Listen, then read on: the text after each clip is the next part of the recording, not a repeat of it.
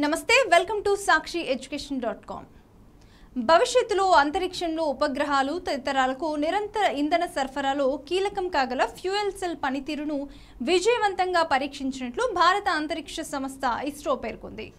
జనవరి 1న PSLV-C58 ద్వారా భూ దిగువ కక్షలోకి చేర్చిన ఫ్యూయల్ సెల్ ఆధారిత ఇంధన వ్యవస్థలోని పాలిమర్ ఎలక్ట్రోలైట్ మెంబ్రేన్ పరీక్ష విజయవంతమైంది. దీని ద్వారా కొద్ది సమయం పాటు 180 వాట్ల విద్యుత్ ఉత్పత్తి జరిగిందని తెలిపింది.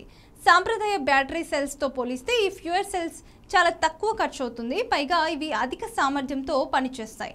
పూర్తిగా పర్యావరణ రహితం కూడా. వీటిని అంతరిక్షంతో పాటు భూమిపై కూడా పలు రకాలుగా వాడుకోవచ్చు అని వివరించింది. భావి అంతరిక్ష ప్రయోగాలకు అవసరమైన డిజైన్లపై అవగాహనకు వచ్చేందుకు తాజా పరీక్ష దోహదపడుతుందని చెప్పింది. కృష్ణబిలాలపై పరిశోధనల నిమిత్తం జనవరి 1న ప్రయోగించిన ఎక్స్పోషాట్ బాగా పనిచేస్తుందని ఇస్రో చైర్మన్ MS సోమనాథన్ ప్రకటించారు. Thank you. ఇలాంటి మరెన్నో ఇంట్రెస్టింగ్ వీడియోస్ కోసం sakshieducation.com యూట్యూబ్ ఛానల్ని సబ్స్క్రైబ్ చేసుకోండి.